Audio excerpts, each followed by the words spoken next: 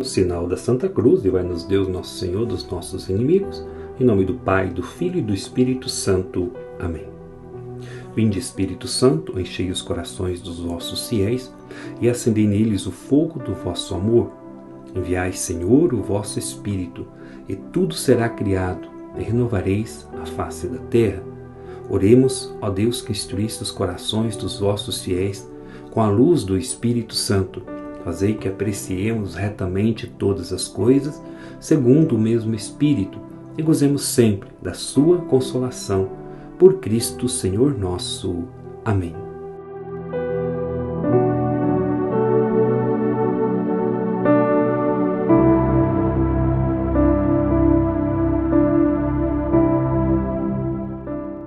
Dia 30 de setembro, último dia do mês. Hoje nós celebramos São Jerônimo, presbítero e doutor da Igreja. Jerônimo foi um dos grandes doutores da Igreja, erudito, grande estudioso das Escrituras. São Jerônimo foi conselheiro espiritual, monge e secretário do Papa Damaso, que o encarregou de preparar a versão latina da Bíblia. Suas epístolas e trabalhos de erudição atestam uma profunda espiritualidade, grande sabedoria e intenso amor a Cristo. É tido como o maior dos padres latinos. Jerônimo morreu no ano de 420. Evangelho de hoje, Evangelho de Lucas 10, do 13 ao 16, diz assim: Naquele tempo, disse Jesus: Ai de ti, Corazim, ai de ti, Betsaida, porque se em Tiro e Sidônia tivessem sido realizados os milagres que foram feitos no vosso meio, há muito tempo teriam feito penitência, vestidos-se de cilício e sentados-se sobre cinza. E sentando-se sobre cinzas. Pois bem, no dia do julgamento, Tiro e Sidônia terão uma sentença menos dura do que vós. Ai de ti, Cafarnaum, serás elevado até o céu? Não. Tu serás atirado no inferno. Quem vos escuta, a mim escuta, e quem vos rejeita, a mim despreza. Mas quem me rejeita, rejeita aquele que me enviou. Palavra da salvação, glória a vós, Senhor. Que a palavra de Deus perdoe os nossos pecados e nos conduza à vida eterna. Amém. Hoje, encerrando o mês da palavra, meditando também São Jerônimo, quero falar um pouquinho aqui sobre a tradição também da Igreja. Ensina o Catecismo da Igreja Católica, estou no site da CNBB, em seu número 120.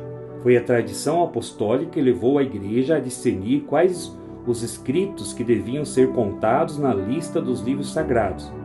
Esta lista integral é chamada Cânon das Escrituras.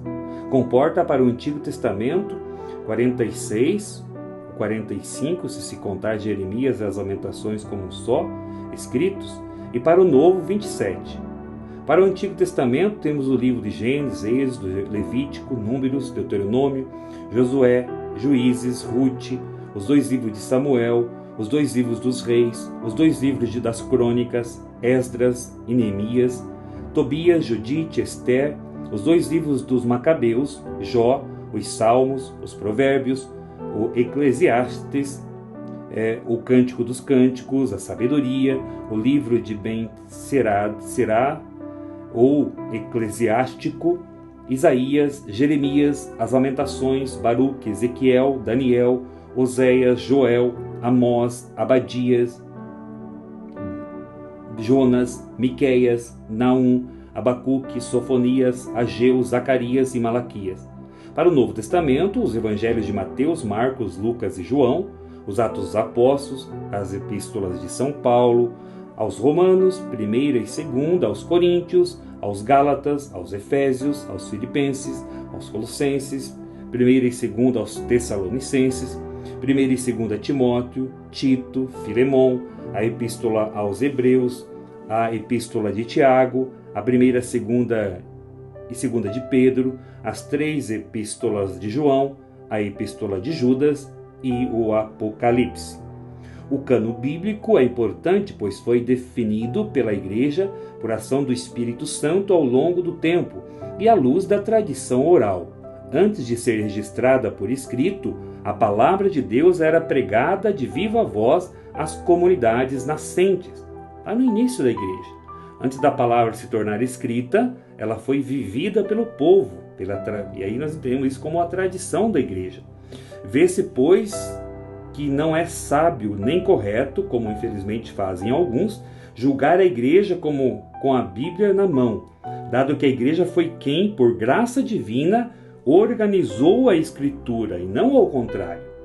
Portanto, ninguém segue só a Bíblia, pois ela mesma não define seu cano, mas depende de uma tradição oral que o faça, a tradição divino-apostólica. A constituição dogmática Dei Verbum, a palavra de Deus, do Concílio Vaticano II, no tocante ao entendimento do Antigo e do Novo Testamento, nos ajuda a entrar nessa compreensão. E aí, um pouco mais embaixo, refletindo sobre essa realidade do Antigo e do Novo Testamento, diz assim: a unidade de ambos os testamentos. Foi por isso que Deus, inspirador e autor dos livros dos dois testamentos, dispôs tão sabiamente as coisas, que o Novo Testamento está latente no Antigo, e o Antigo está patente no Novo. Pois, apesar de Cristo ter alicerçado a nova aliança no seu sangue, os livros do Antigo Testamento, ao serem integralmente assumidos na pregação evangélica, adquirem e manifestam a sua plena significação no Novo Testamento, que, por sua vez, iluminam e explicam. A excelência do Novo Testamento, a palavra de Deus, que é virtude de Deus para a salvação de todos que creem, apresenta-se e manifesta o seu poder do modo iminente nos escritos do Novo Testamento. Com efeito, quando chegou a plenitude dos tempos, o Verbo se fez carne e habitou entre nós, cheio de graça e verdade. João 1,14.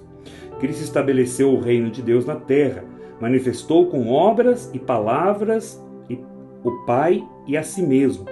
Manifestou com obras e palavras o Pai e a si mesmo, e levou a cabo a sua obra com a sua morte, ressurreição e gloriosa ascensão, e com o envio do Espírito Santo, sendo levantado da terra, atrai todos a si.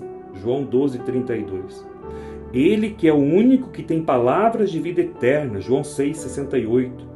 Este mistério, porém, não foi descoberto a outras gerações, como foi agora revelado aos seus santos apóstolos e aos profetas no Espírito Santo. Efésios 3:46. Para que pregasse o Evangelho e despertasse a fé em Jesus Cristo, Senhor, e congregasse a igreja. Os escritos do Novo Testamento são um testemunho perene e divino de todas estas coisas.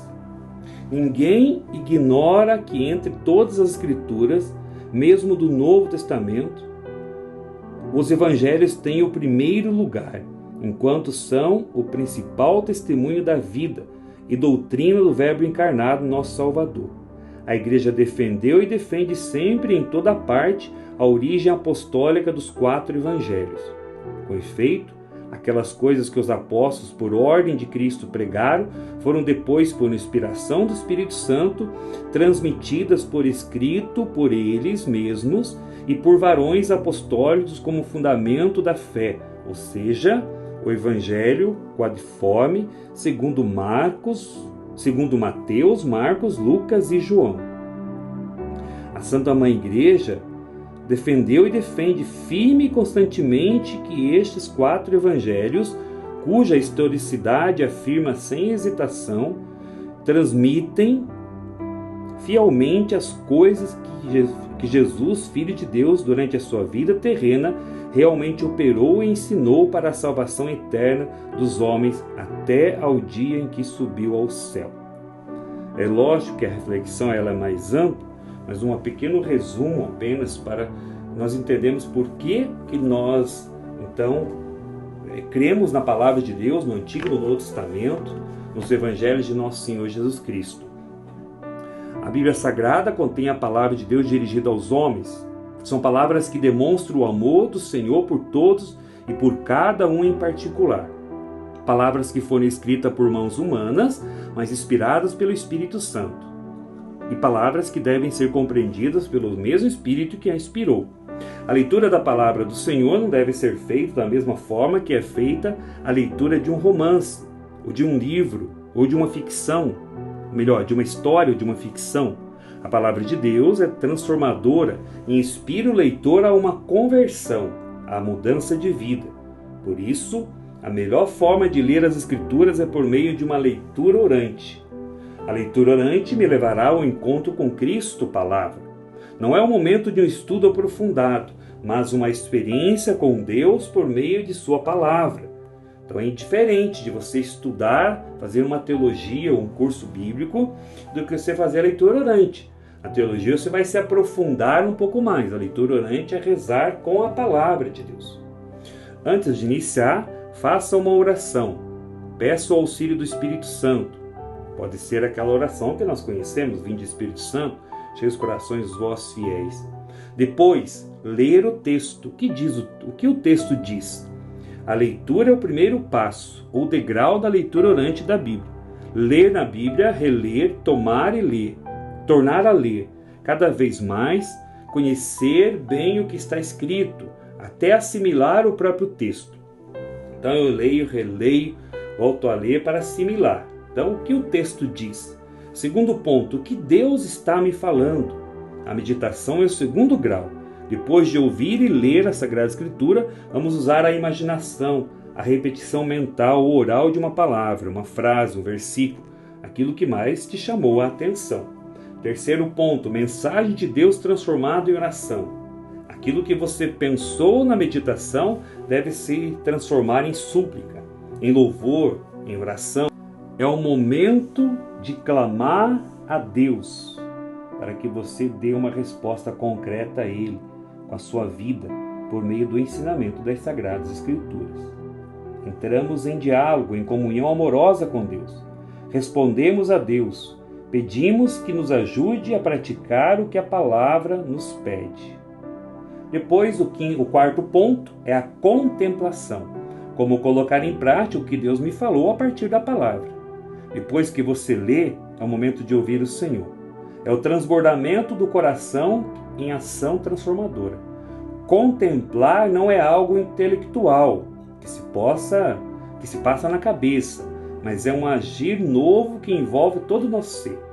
A leitura orante se torna uma atitude continuada no dia a dia por um testemunho do Cristo vivo e vivido. Quem faz uma experiência com a palavra de Deus não continua a mesma pessoa. Queira ser mais íntimo do Deus Palavra. Queira ser mais íntimo do Deus Palavra, que sua vida com certeza será diferente. Como podemos ler a Bíblia Sagrada?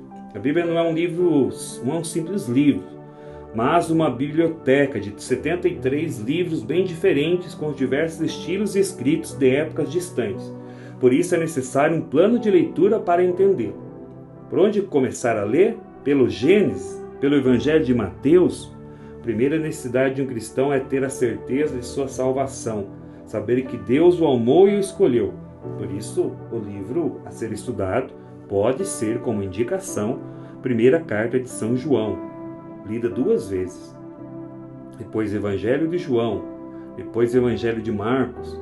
As pequenas cartas de São Paulo, Gálatas, Efésios, Filipenses, Colossenses, 1 e 2 Tessalonicenses, 1 e 2 Timóteo, Tito, Filemão, Evangelho de Lucas, Atos dos Apóstolos, Carta aos Romanos, Evangelho de São Mateus, 1 e 2 Carta aos Coríntios, Hebreus, Cartas de São Tiago, 1 e 2 Carta de São Pedro, 1 e 2 Carta de São João, Cartas de Judas, Apocalipse, 1 Carta de São João, Evangelho de João de novo, né?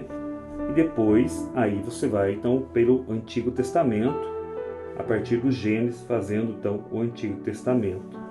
Por que esse plano de leitura é importante? Porque a pessoa se empolga, começa a ler a Sagrada Escritura, começa pelo Gênesis. Quando chega no ouvido do livro de Levítico, ela já desanima, que são leituras um pouco mais difíceis. Então não se lê a palavra como ela foi escrita, começa do Gênesis para terminar no Apocalipse. Não. Existe um plano de leitura. Um dos planos de leitura é este. Começar pela carta de São João, depois o Evangelho de João, e assim por diante.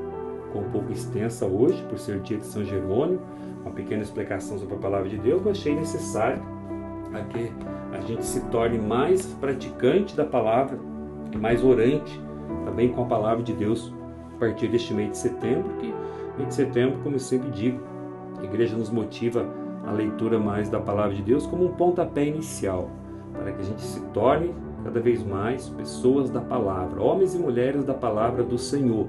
Não tenha medo de ter a Bíblia, de levar ela para a igreja, de levar nos encontros, para que você manuseie a palavra e crie o hábito de estar cada vez mais com a palavra de Deus na sua vida e que ela se torne também palavra viva e vivida.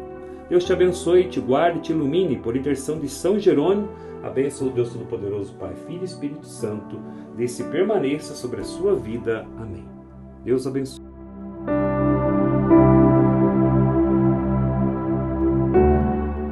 Obrigado a você que compartilha também com outras pessoas para que possamos continuar evangelizando. Deus te abençoe. Que a intercessão da Virgem do Carmo esteja sobre a sua vida, sobre a sua caminhada. Em nome do Pai, do Filho e do Espírito Santo. Amém.